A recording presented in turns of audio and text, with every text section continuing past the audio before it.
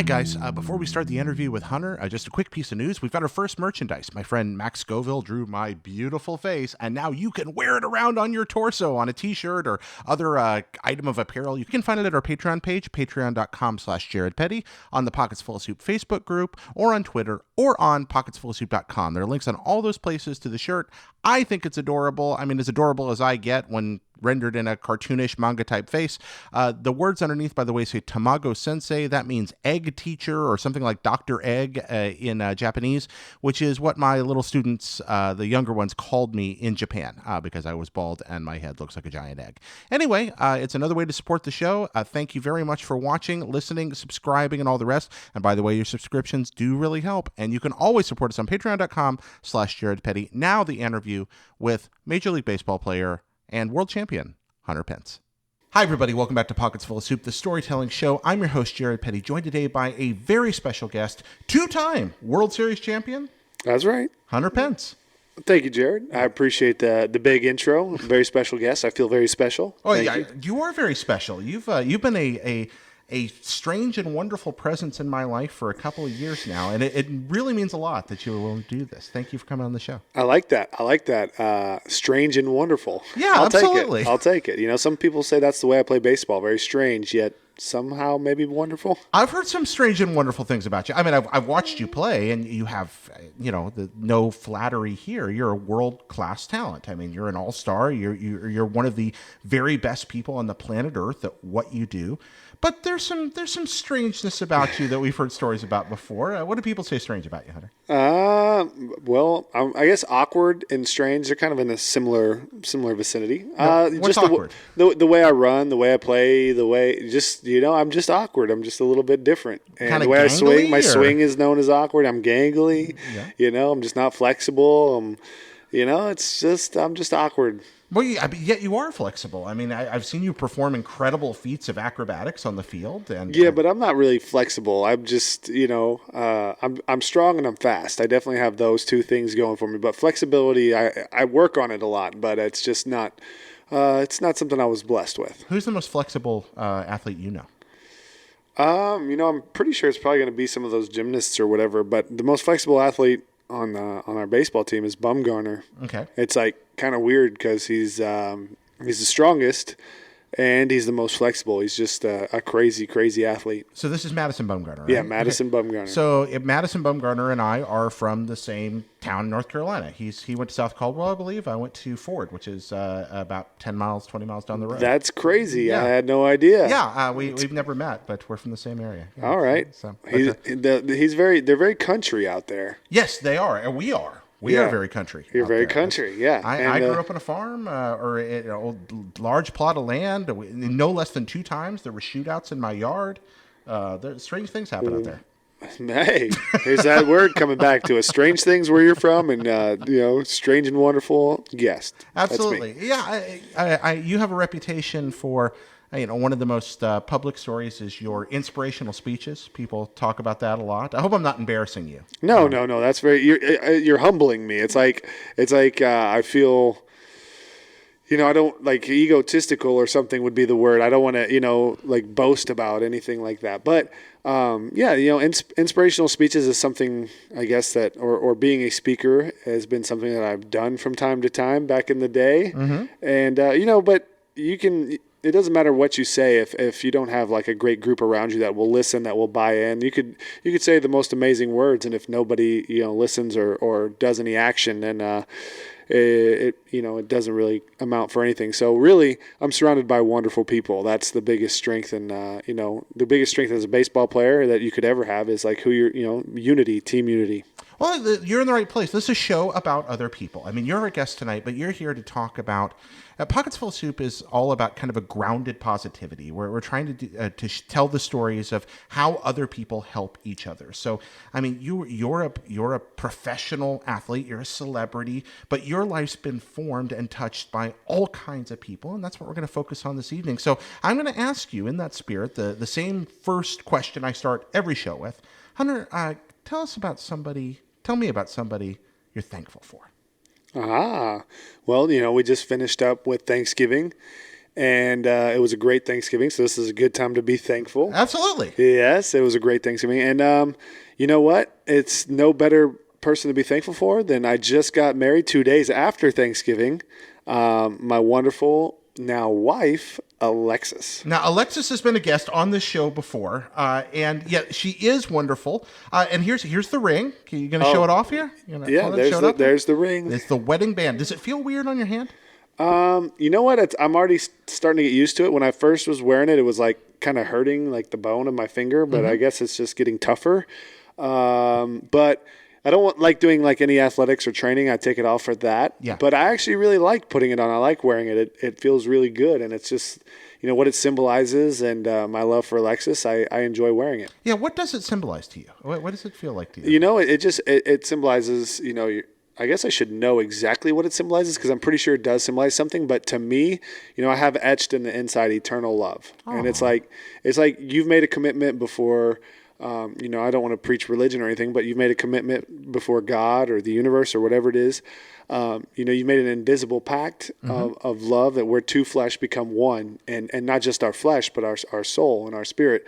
So, I'm no longer just me. It's now me and Alexis, and it's the symbolism of our family and our unity and our love and our loyalty and our faith and all of those things. So you feel a oneness with her. Yeah. Oh, let's turn the time machine on, set the Wayback Machine, and find out, how did you come to feel a oneness with another person? Because it's a big deal. You're like, hey, I'm a human being, and there's this other human being out there that I feel so close to that I want to be a part of them, and I want them to be a part of me. Am I expressing correctly what you said?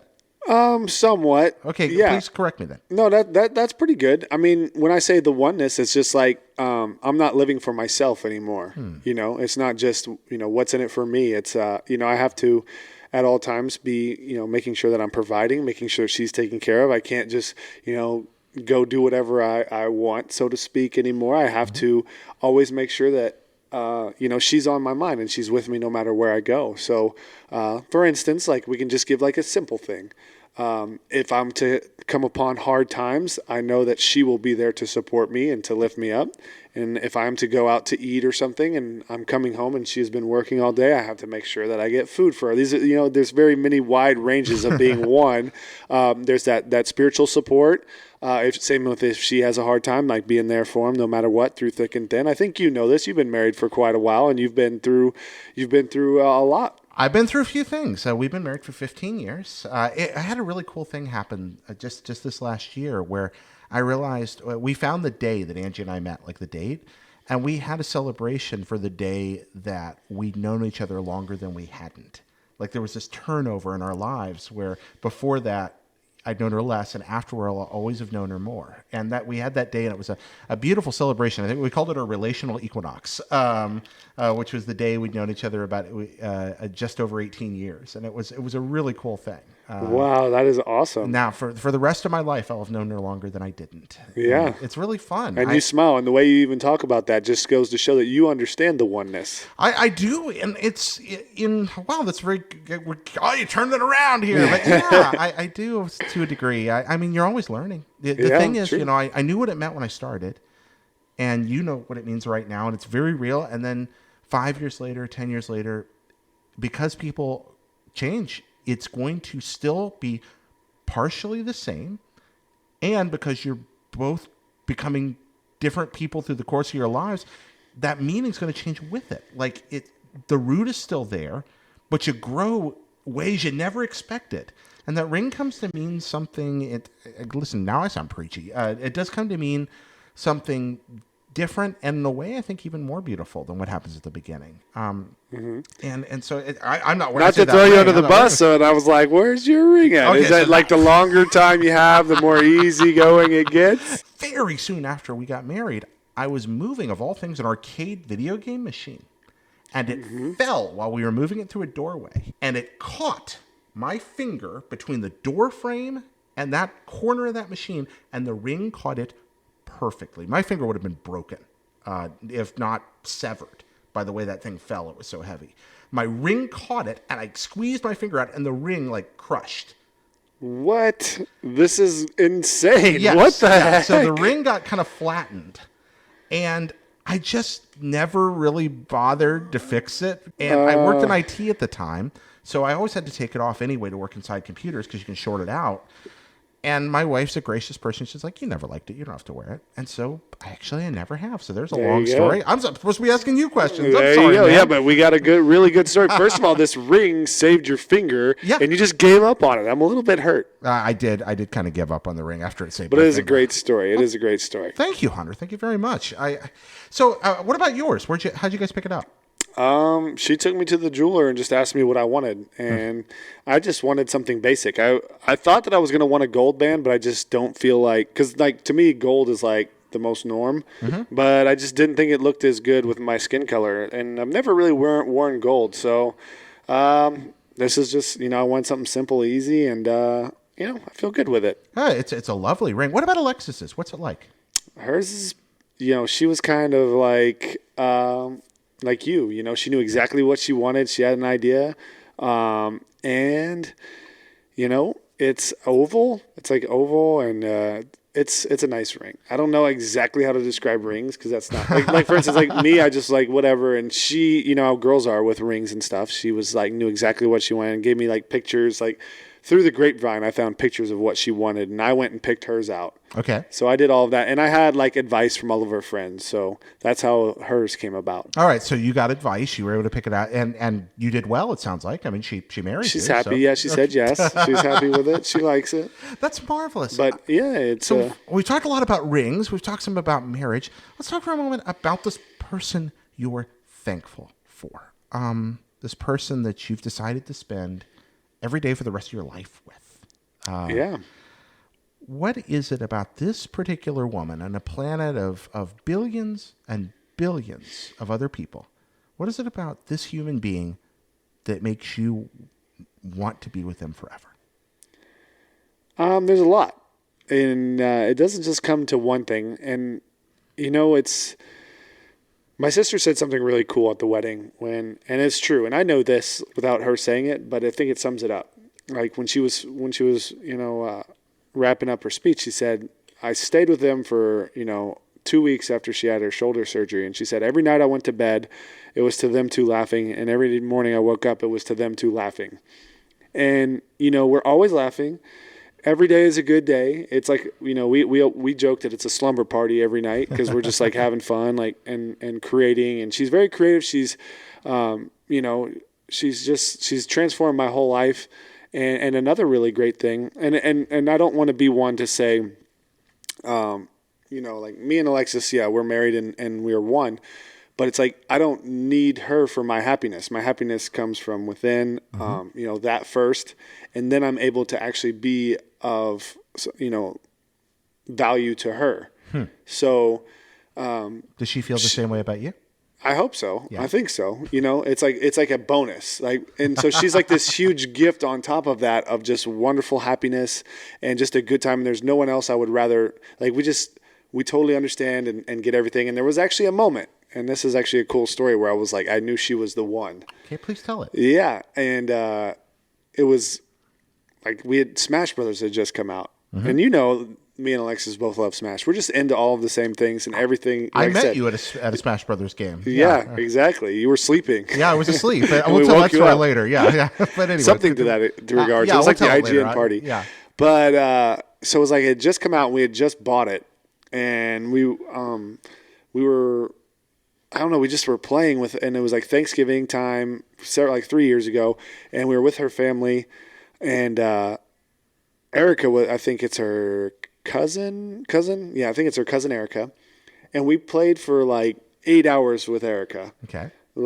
And then when she left, it was like 2 a.m. We stayed up till 4:30 in the morning, and like our faces were like couldn't move. We weren't hardly even able functionally to hit the buttons properly, but we were just having so much fun. Like we weren't doing any damage to anyone. We had just learned how to play online. Okay.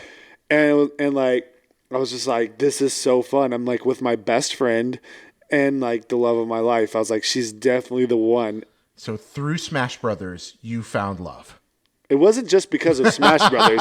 It was the dedication to play till 4:30. It was like we both get into things, and it was just like the camaraderie and like the friendship of it all. So it was her passion for it, for what was happening around her, being with the friends, being It's there. just fun. Like the word, like it's simple, but it's like we just have fun. No, that's huge. Whether it's Smash Brothers or whether it's movies or whether it's foosball or whether it's reading or whatever the case, it could be anything. It could be board games, but we just have fun. Games together? Oh, we play a lot of board games. What do you play? We play obviously Catan. Okay. We played Clue the other day. We play Citadels. I want to there was a game called like Stone Age that I played one time that I want to play. I want to introduce her to. Okay. She got really into Catan though. Really? Yeah. Are you a Catan guy? Oh yeah. Oh, no kid. I didn't know that. Are you a Catan guy? I am absolutely a Catan guy. I just found out though that you play Magic. Oh, I love Magic. Like that's like the game of all games. Yeah, Magic the Gathering is one of the most elegant games ever designed by human beings. It's a mathematical. It's brilliant. Imagination, creativity, Well, Richard Garfield, the original designer, was a mathematician, and you can tell. And they put so much work into R. Now we're nerding out on Magic, but they put so much work into R&D on it, and everything's so thoughtfully put together. And even when they make a misstep, they're very good about correcting that down the road. And it's how long have you been playing? You know what? I want to get back to Alexis here, but I got to finish. I'll say I started when I was 12. Okay. Ish. I had to burn my cards because they were evil according to my parents. And then, please tell this story. That was basically it. I just they offered me a VCR to get rid of my Magic cards, and I really didn't have any other option because they were making me get rid of them. So I was like, sure, I'll take a VCR. Okay. I don't want to get rid of my Magic cards. Well, I played Hearthstone for a while, and I still play Hearthstone. I like Hearthstone. Yeah. And all of a sudden, my buddy's like, hey, you should. I didn't even know they still had Magic cards, and he, bought me a couple packs. We did a sealed draft, and I was hooked. Oh, no kidding! So you're back into it. But let's get back to what made me decide Alexis. Yes. Because instead of Magic the Gathering, let's talk about the woman you love. Some more beautiful, and who I'm grateful for. Some more beautiful, beautiful things is she has this joy of life and this way of accepting people and loving people that's so strong where she's helped me where I'm the happiest I've ever been because of her, and a lot of my friends tell me that, which is really cool, but she allowed me to be hey, it's okay for me to just be myself, to talk about playing Magic or to talk about what I like and not be afraid of who I am and hide that from the public, because I am kind of in the public eye, so to speak. Right. And the more that she showed me that it's okay to be myself and to share that with the world, the more fun life has become, the more people actually enjoy that. What about you? Did she quickly accept that you were surprised she would accept? What things that exist within you that make you feel maybe more difficult to talk about did she accept that surprised you? Really, it's been everything. She accepts anything and everything with everyone, and I've always been accepting of everyone except for myself. I accept everyone else, but it's I had this perfectionism standard of myself. And every one of when we first started dating or whatever, all of our time, we were just laughing and so excited and couldn't spend enough time together. And it's still that way. We spend all of our time, all of our free time together, and it's never I got to get away from her, which everyone needs some free time. She's just everything. What can you tell me, if you can, what's been a more difficult time that Alexis has been able to help you? A time when you really needed somebody that understood you to your core, and she was able to be there. To be honest, there's times I get down, but fortunately, I've just always been really happy. Yeah. I'm just a happy, positive person by nature. Okay. I'm always you know what? I'm just going to I'm going to find a way to get it done. I'm going to keep moving. Yeah. So that hasn't ever been, but there's been definitely down times where she cheers me up. We'll say, for instance, this year when we lost in the playoffs. Yeah. Or injuries and stuff, which injuries I'm usually, I handle those okay, I'm going to get through this. Let's get to work. I'm going to start getting my mind to healing. When you lose and end the season, that's that's tough. And that was it was taking the worst breakup ever. You're just like, you can't believe it happened, especially the way it happened this year. And you know what? She just is there like softly and slowly and just like, let's have some fun. Let's move. Let's get outside. Let's go for walks.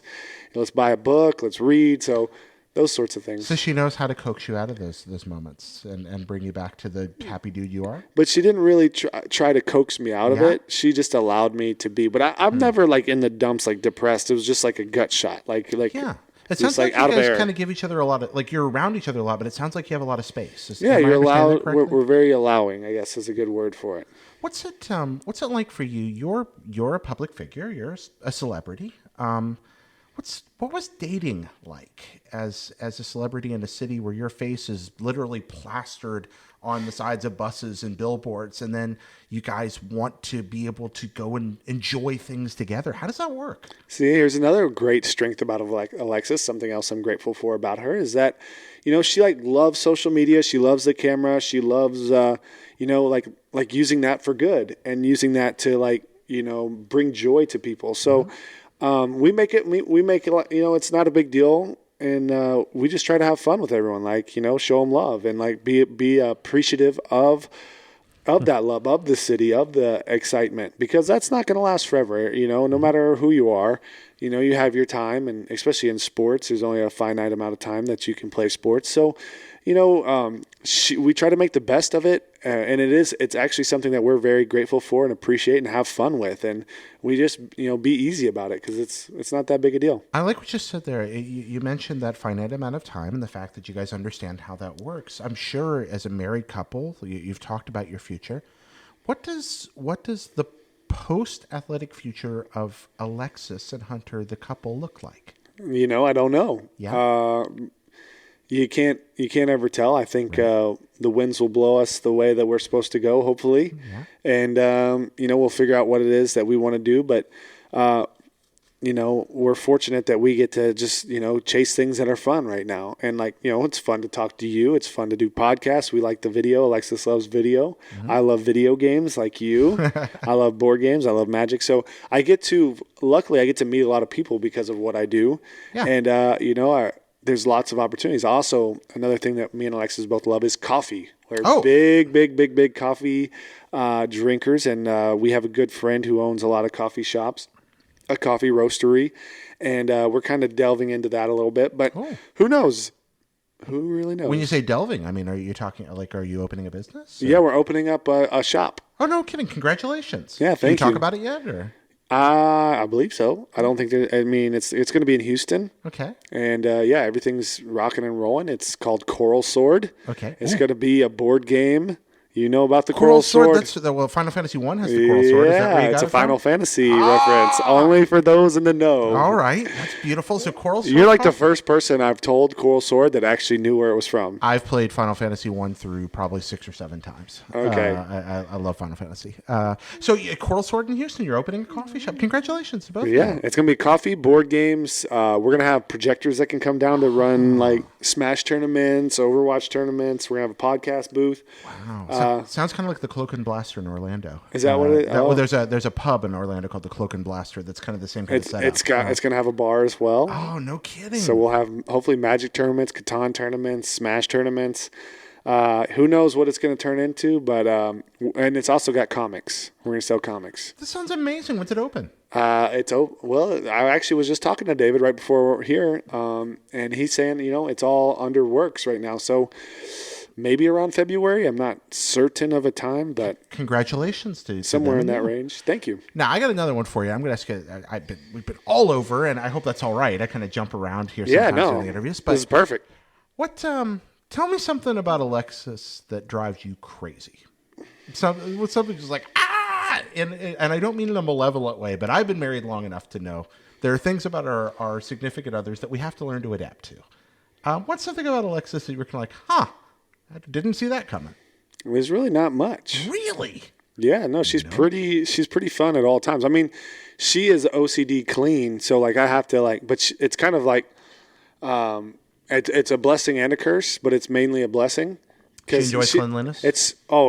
And it's kind of leaked into me where now when we first started dating, it was like, okay, I have to be on top of my game. But now it's like leaked into me where it's like I don't feel right until everything's in order. Huh. Okay. So I've just gotten accustomed to that. So it's fun. I'm a lot more cleanly, and I didn't have like furniture when we first started dating, and like Yeah, you mentioned something about that earlier before the interview started. You didn't have furniture in your home? no. No. Like, where did you sleep? I mean, I had like a couch and like a table and like a bed.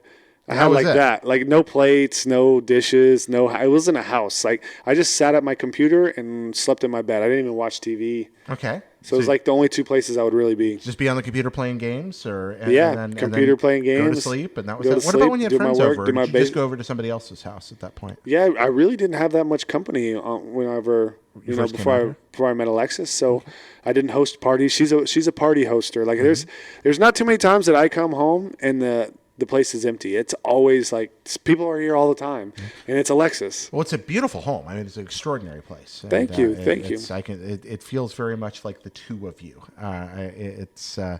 It's very much. How about let me? So there's nothing that drives you particularly crazy about her. Anything about you that drives her nuts? Oh, a lot. Okay, Pretty let's much talk about that everything. for a minute. Oh man, I think you got to bring her out here for that. All right. Yeah, I think she would have to tell that. There is I don't know if I want to tell this story on air, but there's a story that I've been telling everyone about our first night of marriage. And Oh, now you're enticing me. I I hope know you'll tell it on air. I can't throw her under the bus like that. No. But I can't What if because we- it doesn't bother me. It's totally cool. But I think you'd have to ask her what irks her about me. I think she says that we did a video on Let's Get Lexi about things that bother us about each other. And like one of mine was like leave water bottles everywhere. Oh, she does steal all of my chargers. Like no matter where I plug in my like iPhone charger, she always it's like she takes it and moves it elsewhere and I don't know where the heck it is. Like Why does she do that? I don't know. She has her own chargers. We used to have like 10 chargers and she would have all of them. And now we're down to like our last chargers. You know how they like we do travel vanish, don't they? We travel so much, they vanish. Okay. Oh yeah, you're on the road. over half the year? Right? Yeah. Or about We're half the year. always on the move. So, how's that in a relationship? The fact that you're constantly traveling. How has that affected the two of you? It's harder on Alexis and me because that's been my life for forever. And it's definitely something she has to adapt to, and definitely something that's tough for her. So, actually tomorrow we're leaving for New Jersey to go to Joe Panic's wedding. Oh, congratulations! Yeah, and then we're going to be headed to Houston, and we had our wedding here in San Francisco, and then we're going to New Jersey, and then we're headed to Houston to start our off season. That's where we live in off season. Then we'll go to Arizona, then on and on and on. Are you from Houston or Fort Worth? I can't remember. I was born in Fort Worth, but I live in Houston. Live in Houston, so Houston's home. Okay, I like Houston. You like Houston? Yeah. I just had a conversation right before coming here with a dedicated Houstonite. That was Houstonian. Houstonian. My apologies. Houstonian.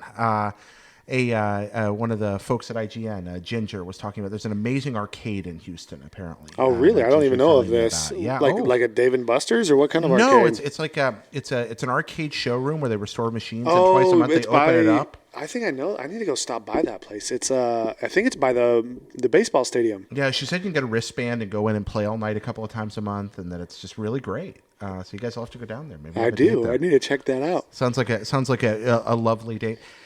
So we jumped all over. Let me ask you a specific story here. I've heard this before, but I don't think our listeners necessarily have. Tell me about meeting this extraordinary woman and how that all came together.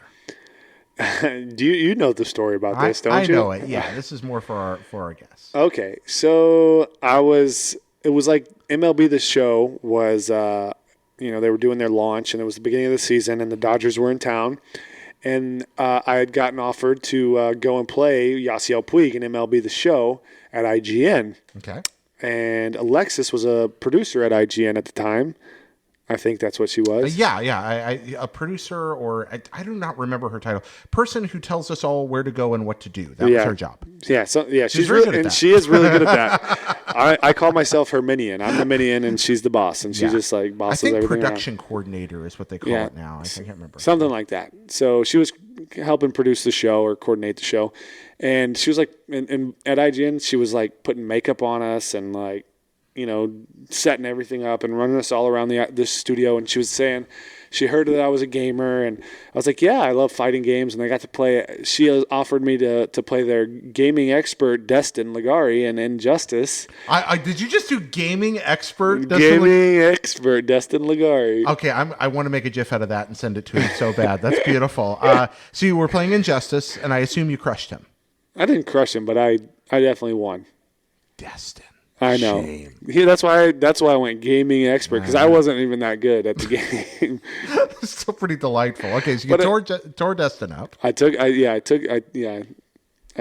Destin down, Okay. and that was after like the whole MLB The Show thing. Yeah. And but like Alexis was just like, she was wearing I remember the shirt Karma Dharma Zen, and I just like loved that. I commented on it, and she's just smiling, and she's just got that delightful energy. Yeah. And I knew that I was like a business. I was paid to go like do this, so I was like. I was working, and I felt bad asking for a number, so I actually had my agent ask for her number. Oh, no What are you scribbling down over here? Oh, just a couple of notes for later. I don't know if I like all this. I don't know if I like this. No, it's okay. So anyway, which is kind of embarrassing that I didn't ask for a number myself. So you had your agent get the number of the nice girl you met at the office. Yeah, and I've never ever done that. But it was like I've never asked for numbers when I'm like working, so to speak. So you were just. I'm glad I did. Do you know why you asked the agent, not you? Like, was it just? Well, because I was working. I felt like it was like unprofessional to be like asking for numbers while I'm. Okay. I don't know why. For whatever reason, it made sense in my mind. But normally, I've never done that, and I did it. Are you I'm shy glad I around did. girls when you first meet them? Like, not really. No, I'm pretty bold. Okay. I was pretty bold. I'm not bold anymore. Yeah, but you were bold now then. it's just me and Alexis. Right, but before you were. I was very bold. Yeah, okay. Too bold. I didn't like it. Oh. I'm way happier where I am now. Not timid. I was the opposite of timid. I was. Very. I would go for it. So your agent asked for a number. Yeah. And she gave it to him. She did. She did. But she thought it was like for like business or something. She was confused. So how did she figure out that? How did she I think Paul told her. I think Paul told her. He was like, no, he like wants your number, and then we were texting, and I wanted to meet her for coffee, and and she wasn't really wanting to meet for coffee so soon, but I convinced her because I was like leaving the next day, as we always are. Yeah. And so we got to meet up for coffee and dinner, and we made several. We stayed in touch throughout the whole road trip, and So your first date was coffee. Yeah. First date was coffee. How'd it go? Coffee, dinner, sort of thing, because it was a late night. Yeah. What were you thinking? Like the first time you went on a date with her, what was it like? She showed up, which it was totally, what is the word? I can't think of it. Like foreshadowing. What is that? Where like she was so late. I was sitting there for forever waiting for her. I was like, she stood me up. She definitely stood me up. But she is so late for everything, and that's fine. I always tell her like, wherever we're going, that we have to leave 15 minutes earlier than we really do, just so, because I know she's going to be late, so I'll be right on time. So has she caught on to that yet? And now she's still like, do you have to keep pushing it back to half an hour, 45? No. Oh, okay. She hasn't caught on. If she watches this, she may know your trick. Yeah, but she won't. She won't. Okay. She might watch this. But she still won't catch the trick. All right. There we go. So the first date, she was late. You thought you were stood up. Were you sad? Were you mad? Were you? No, I was like, okay, you keep going. You roll with the punches. But I stayed. I was like about another 5 more minutes, and I was leaving. Yeah. And she showed up, and we were just like, she was super shy. She was really reserved. She was like, I could tell she was like, who is this professional athlete? Like, she didn't trust me. And I wasn't sure about her. Like, I was like, is this too good to be true? She's so beautiful. Like, I wasn't sure how old she was. I thought she was too young. I was like, are you sure you're, like, I wasn't sure, like, I didn't of anything. I didn't know how old she was. Right. And fortunately, she's like a wonderful age. Like, we're kind of a really good balance. Mm-hmm. I didn't know if she was in a relationship, if she had, whatever. Like, so there was all sorts of drama after that about figuring all that out. What was the first fascinating thing you learned about Alexis? Well, I think her job was fascinating. Oh, okay. Talk about that, please. Well, like I was there. She was like putting makeup on us. She was doing all the camera stuff. She was like running us around IGN. I love all the IGN people. She's got so many cool friends. I really enjoyed being at IGN. It's like my heaven, IGN. So no kidding. Yeah, I mean, it's like all y'all have all the cool art and gamer stuff, and it's like, cover all the stuff that I love. So yeah, I really enjoy it. It's a groovy place to work. The people at IGN are extraordinary. The folks that are there now, the folks that have been there, the people that work there now have opened so many doors for me and made things great. The kind of funny guys are great. Just this whole... Yes, they are. Love the kind of funny guys. There we go. They were all IGNers at the time. Yeah, exactly. I kind of... I was in like one of their first videos, if you don't remember. Alexis and Tim rapping. Oh, I forgot about that. You were in that. Oh my gosh. I had completely forgotten about that. Kind of launched Kind of Funny. And now you're married. Now I'm married. Do you feel different? Now we are married. No. It's really the same as the way we were before, other than the two things that we say is different is, first off, we have to wear rings. I have to wear a ring around everywhere. That's that's a big difference. And the second difference is, if we happen to get pregnant, it's going to be a celebration and not a oh no. Was it going to be an oh no before? Well, I mean, I don't know if it'd be an oh no, but it's an oh no if you're not married. Yeah, your family wouldn't be happy about it, or would it make you nervous? Or? They wouldn't be. No one. No, it was. We weren't. And we're not planning on that. We know that that's like the next question, and the whole marriage process. They're all like, "We want you to have kids," and everyone's like, "When's kids?" And but now, like, we're not like trying or anything, but if that were to happen, it would be a celebration. What's it like with your in-laws? They're awesome. Yeah, they're amazing. That's cool. Yeah, her family is so cool. So I'm running in. I get it's they're just super helpful, super fun, funny, great to be around. Like, I love them. Let me ask you this: what is the biggest surprise about falling in love with this woman? There's really no surprises. No kidding. Okay. No surprises. What you see is what you get. We both are kind of open books. Yeah. That's something to celebrate, I mean, it sounds like the two of you are kind of made for each other. And that's lovely. It feels like it. I'm happy. I'm happy. Well, I think that's a good time to move on to the second part of the show. Thank you so much for telling us about the person you're most thankful for. Is there anything you want to say about Alexis before we move on that you haven't said yet? There's a lot that I could say about Alexis that I haven't said. Anything you want to tell? You know what? No, she's just, I'm very lucky, very fortunate. She expands who I am, pushes me to new heights and to be a better person in all avenues of life. So I'm very thankful for that. And I do think that it's very powerful to not only be like, I'm thankful for her, but why am I thankful for her? Like, if you want to like experience the power of gratitude, which I think is one of the most powerful things ever, it's like you want to feel it. And the why is just because of, her smile, her laughter, her acceptance, her, her strength. Yeah. Her, just pushing me to be a better person. A wise person once said that smart men marry smarter women, and I think I'm a genius. So I'll leave it at that. Well said, Hunter. Well said. We're going to take a second here to thank our Patreon producers. Tonight, Robert Nieder and Nick Rie. Those are our Patreon producers. Their generous support helps make the show possible every month. And you can too on patreon.com/Jared Petty if you'd like to support us there. We'd really appreciate it. You can also mail us your thank you stories at mail@pocketsfullofsoup.com. That's mail@pocketsfullofsoup.com. We like to read people's little thank yous and the things that the people they're thankful for in their lives, the things that have happened to them here on the show. We usually do that in kind of the ending segment. So if you want to have yours read, please send us a story about someone you're thankful for. Now, we're moving on to instant noodles. Noodles. Are you ready for instant noodles? I'm getting kind of hungry. All right. Well, instant noodles is kind of did you ever see that Friends episode with the lightning round? Like Ross pulls the thing out and it's like the lightning round. I haven't seen that. Oh, I haven't seen that one. Okay. So instant noodles is the lightning round of Pockets Full of Soup. Just a few silly questions we want your opinion on. Are you ready, Hunter? I'm ready. All right. Number one.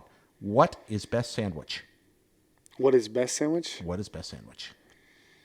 Turkey bacon ranch. Turkey bacon ranch. Ooh, good choice. Why do you love the turkey bacon ranch? I don't know. No, you don't know, but you like to eat it. I do. I like turkey sandwiches. Okay, now you're a paleo eater, right? Yeah. Yeah. So how's the sandwich part work out with You can't eat the bread, so I don't really get a ton of sandwiches. Okay, but when you do you treasure a sandwich when you get it now, or? You know what? I treasure any food that I get to eat. So Are you a food guy? I wouldn't call myself a foodie, but I enjoy eating. Food is more of a job for me. For the most part, I just want to eat healthy. Okay. But I do like to find healthy, good food. Okay, that makes sense. When it came to adjusting your life to being more healthy in eating, like how did that work for you? I mean, what point in your life did food become part of your vocation? Like when I was like 12, Really?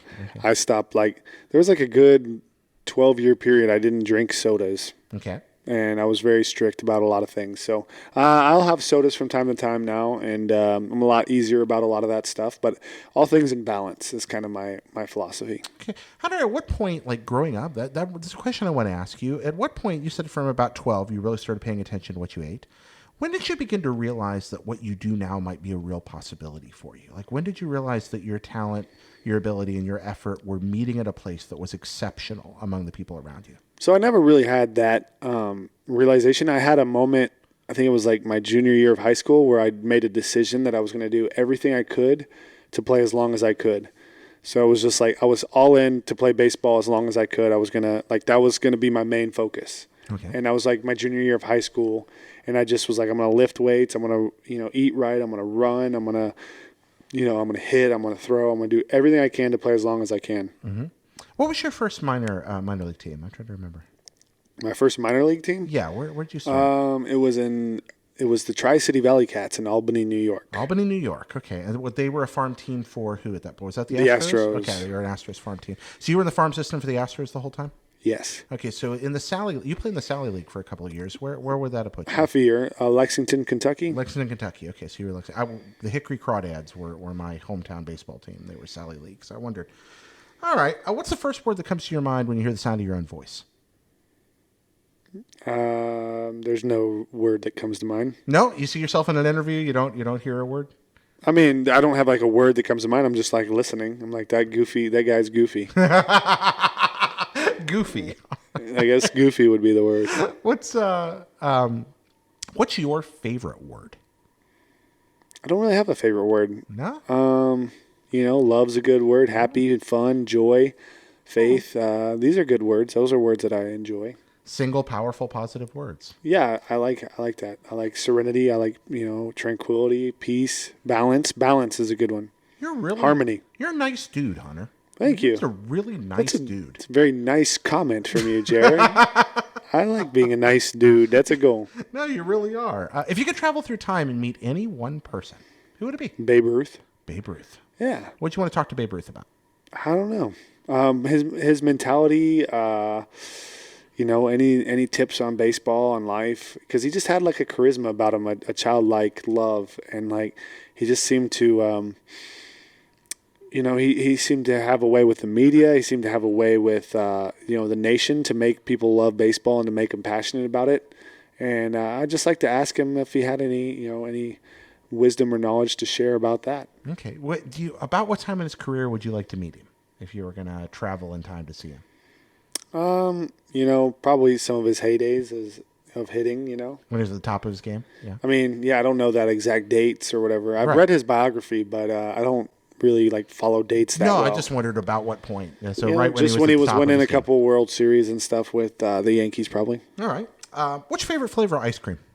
Chocolate chip cookie dough. Oh, good choice. It's a pro move. You're a foodie, huh? You have a lot of questions about look food. At me. I'm not a foodie. I'm a blimp. No. I talk about food too It's like much. Winnie the Pooh. You're just happy, You're just. I'm actually losing weight right now. Yeah, but you it's do look slow. skinny. I'm working. You on look skinny. I'm still far too heavy. But Okay, well, you're doing good. I've noticed you were skinnier when I saw you. I'm working on it. It's hard to change a lifetime of bad habits. Well, what are you doing that you've changed? Well, the first thing I began was simply two things. One, I changed a lot of the kinds of food I was taking into my body. I made tremendous changes regarding things like processed sugar and stuff like that were coming in. The second was I began caloric counting, making sure I was getting proper amounts of fiber, green vegetables, things like that in my diet, greatly reducing carbohydrate intake, keeping a fastidious count on daily calories and trying to stick to that, avoiding binge eating when I was depressed, avoiding the great evil of processed sugar at all costs, exercising more, that's a lot. Trying to eat smaller amounts in greater frequency instead of larger amounts at lesser frequency. That's basically everything that you possibly can do. That's what I'm trying to do, but it's still slow, and I don't always succeed. There's Those are the intentions. Those are the goals. but it's getting there. I'm if you do all that, you're going to be in great shape in no time. working on it. Good, Thank you. Good. That's very Good kind luck. of you. Thank you, Hunter. Oh, you make me happy. You're very encouraging. I appreciate that. Who was your first kiss? I don't remember. No, don't remember. No, Remember your first kiss? I don't. My first kiss, I remember. I'm gonna save that for a later show. So, do you remember your first good kiss? No. First bad kiss? No, they were all good. They're all good. I've had some lousy ones. Oh yeah. But that was kind of my fault. I think I remember there was one I had. I was moving from Waxahachie to Arlington. Okay. And I had a girl that I always had a crush on, and we had like a field trip or whatever. And I think I gave her, I was so scared. I was like in the 4th grade, and I gave her a peck on the cheek, and I felt like the man. Wow. I think her name was Samantha. I don't remember. But what's crazy is I ran into her again. Like the next time I saw her, we were at a college party at Texas Tech. Okay. And I think she was married or something, maybe married her boyfriend. But it was like so wild to see her again. I was like, whoa. Wow, you're that girl I gave a peck on the cheek that time. But it was a big deal to me at the time. How old do you think you were? I was it was like the 4th grade. 4th grade. Okay. I wondered about that. What's the time? The next kiss was like another 2 years after that. Wow. Something like that. It wasn't until like the 6th grade. That's an exciting time of life. You're just like, wow, there's a whole world of things out here I don't understand. It is an exciting time of life. What's the time in your life you laughed the longest? I don't really know. I have a lot of times that I'm laughing a lot. Can you tell us about one good time that you remember a great laugh? There was a good laugh when at my bachelor party just recently with one of our good friends. His name is Ryan Patterson, and we call him Patty for Patterson. You know? Krabby Patty. Krabby Patty. We made like a dance to it. Oh, Krabby Patty. Krabby Patty. We'd all start cheering and dancing, and like we were playing a game of like a game of Citadels, which I don't know if you know Citadels. I know Citadels, yeah. And like everyone was learning the game in the first round. The assassin came up first, and he was reading them off all the heroes, JP. And you have no idea what anyone picked. And like the 7th one is like architect, and he's like, he's going through, and he's like bishop and merchant and architect, and he's like, I assassinate the architect, and you're not supposed to say anything when you get assassinated. And as soon as that happened, Ryan goes, man, you held up on architect, you did that on me. He like blew up, and we were like, Krabby Patty, and like it was just like. Can you sing the Krabby Patty song one more time? It's like you gotta have like a stomp. It's like a Krabby Patty, Krabby Patty, Krabby Patty. Pinch, you get your pinchers out. Krabby Patty, ooh, ooh, Krabby Patty, ooh, ooh. It's pretty good, right? It's pretty good. What's the most terrifying creature in the natural world? What's a creature that terrifies you? You know, I don't really want to be messing with any creatures of the sea. Yeah? I'm not really terrified, but I just don't want to be messing with any sharks. Yeah? You don't mess with them? Or whales. I don't really have any desire to be messing with them. Well, let's talk about each of those. So sharks you don't want to mess with because... They might bite me. I don't know. What about whales? Oh, they're just big and slimy, and they're massive. Yeah. Why would I want to be messing with a whale? So you wouldn't like go scuba diving? Because like if you're in the water, I just feel like you don't have like your functionality of like on Earth. Like you see some animal on Earth, I feel like you got a fighting chance. You can like throw some punches. You can act dead. You can there's a lot of different things you can do. Mm-hmm. When you're in the water, it's their world. It's a whole different world. You're at a disadvantage. Yeah. I don't like that disadvantage. All right, so it's whales, sharks, hippopotamus. I ain't messing with any hippos. I heard they're dangerous. They are very dangerous. They're extreme. They kill a lot of people. They're in the water. Yeah. Yeah, they're very territorial. There's stories of hippos biting people in half. Exactly. That's extraordinary. But they're very aggressive. Yeah, neat animals, but terrifying. All right, so water creatures in general. Nice. Do you swim in the ocean? Yeah. I'll boogie board. You go boogie board? But I don't go swimming in like the deep ocean. I go like just where the waves are, It's over there in the shallows, and that's kind of it. You're staying off that drop off. Yeah. I call that wisdom, my friend. I'm terrified of the ocean. Yeah, me too. Yeah, we're smart people here. We're making good decisions, making good choices. Cake or pie? Pie. Pie. Well, no, wait. Cake. Cheesecake. Ooh, cheesecake. The cake that's almost a pie.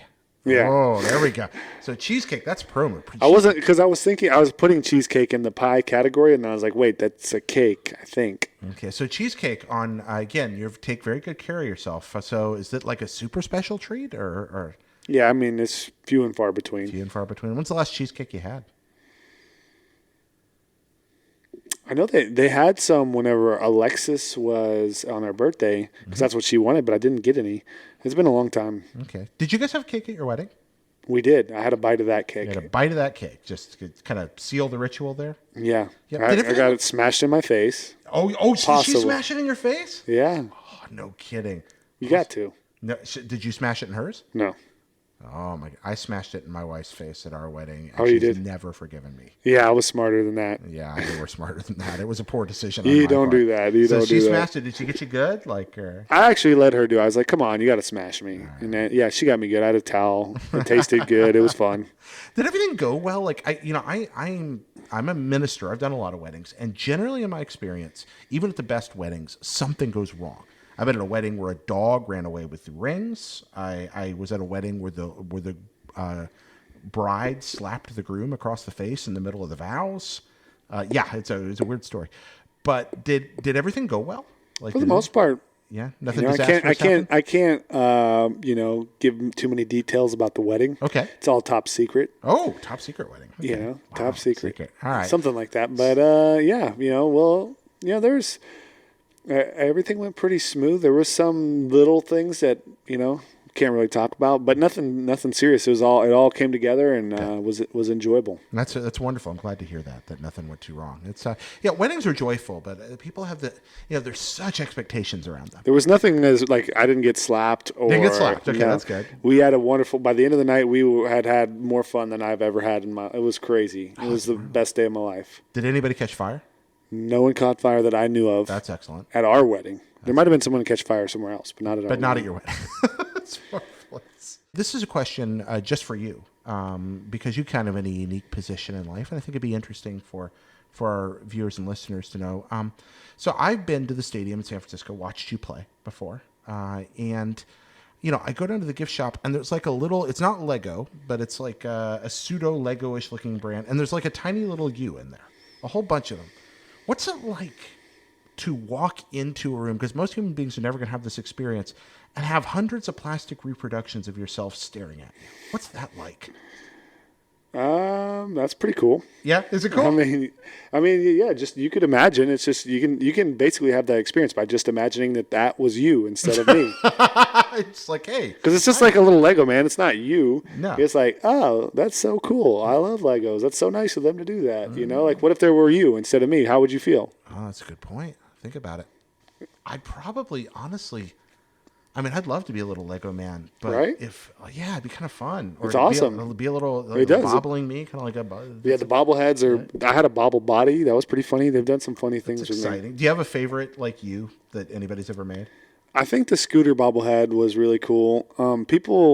A lot of people really like the weird Pence on the fence instead of Elf on the Shelf. I haven't seen the Pence on the fence. It's really creepy. It's got like a horrible picture of me, some weird curly hair.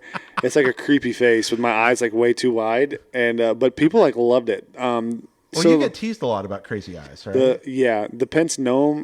They've done some really cool ones. I've been very lucky. The Giants have they've done some funny stuff with me. Yeah. Yeah.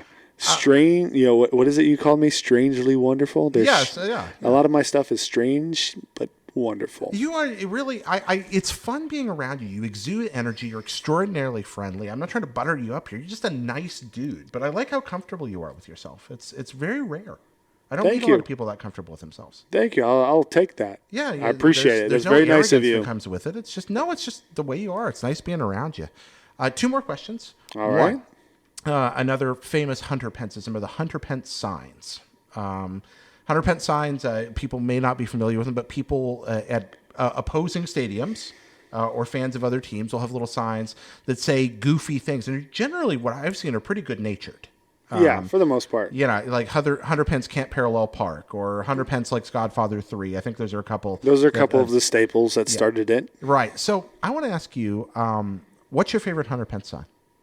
I get asked that a lot, and there's just been so many, and I get a good laugh out of a lot of good ones, and then I forget them. But, a couple that come to mind is Hunter Pence is all about the treble, because at the time, when that was popular, it was like, Hunter, I'm all about that bass, that bass, no treble. That was a good one. That's Hunter delightful. Pence is all about the treble. Hunter Pence says, I love you on the first date. Hunter Pence picks the hamburger in the hot dog race.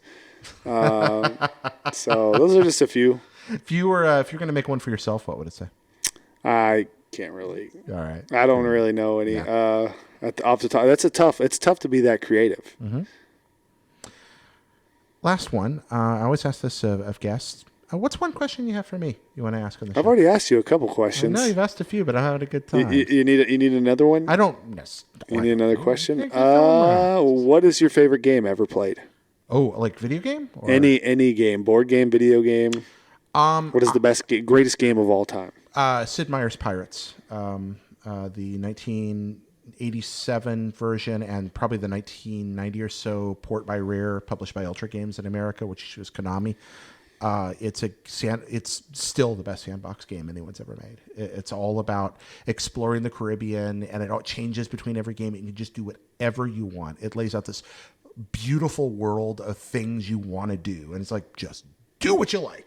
And everything is fun that you do in that game. I may very well have played 1,000 hours of Pirates in my life. Wow. Is it like Civilization because this is Sid Meier's? No, that's what makes it great. It's not at all. It's not turn-based. It's all real-time controls, very simple. You can play the whole game with a joystick and 2 buttons. And it's like sword fighting and attacking forts and conquering cities, but it's not like moving armies. It's just like you and your ship, and you sail it around and get into a cannon duel with another ship, and then you board them, and then you sword fight the captain, and then you decide whether to take the ship and you rearm it, and you go into a port and you take over the port, and then you have to go like rescue the governor's daughter and find your lost family and search for buried treasure, and it's all very arcadey. But you're making important decisions constantly, but all those decisions are made at like the press of a button. There's not a lot of like logistical frustration, even though there's so much depth under the surface. It's a really This was done in 87? By 87, yeah, by Sid Meier. And wow. I've never even heard of this game. Oh, it's a great game. I'll get you. I'll find you a copy of the NES version, which is the best version. All right. I'll get you one. We can make that happen. Absolutely. Hunter, thank you. Thank you for doing this. This little show is just kind of an effort on my part to bring a little bit of a message of positivity to the world, kind of Mr. Rogers or Bob Ross up adulthood in my own tiny, cheesy, terrible lighting, terribly setted little way. You can't be that hard on yourself. This is great. It's simple. Basic and simple is sometimes, magnificent. Well, that fits. You're definitely not simple, but you fit this well. Thank you for it. Can I tell people how we met? Yes, you can tell them that. So yeah, I was asleep after an office Christmas party at the time that my wife was in the hospital, and everyone had encouraged me, hey, just go to the party. So I did, and I didn't want to go home alone, and she was asleep at the hospital, so at that point there was no point in going over yet. I was going to go over there again the next morning, so instead of going back to my empty apartment, I just slept at IGN the night of the Christmas party. About 2 o'clock in the morning, the door to the demo room where I'm asleep bursts open, and in come a bunch of my friends and professional baseball star Hunter Pence. And they're all, I'm just like, huh? And they're like, yeah, we're going to play Smash Brothers. And suddenly there's 8-player Smash going on. And it's exciting and wonderful. And you're really good at Smash. And tearing me up as I endeavor and fail to play Pac-Man. And your wife-to-be introduced us that night. And you were just so congenial and so kind. It was really a lot of fun. And then the cops got called. And us? Yeah, remember they thought that somebody broke into the building? I don't remember that. And a bunch of San Francisco Police Department officers showed up, and you got pictures with them outside outside in front of the IGN sign. And then they called like other cops, like, "Hey, Hunter Pence is here." You don't remember this? Yeah, that sounds kind of familiar. Yeah, that's what happens. So anyway, that was fun. Hunter, thank you for doing It was a this. great party. It was a great time and really good to wake you up to play Smash. It was fun. It's great to be woken up to play Smash. So thank you. Friends, thank you so much. Once again, mail at Pockets Full of Soup with your stories. Thank you for watching. Thank you for listening. And until next time, bless you, and I hope you have a great day.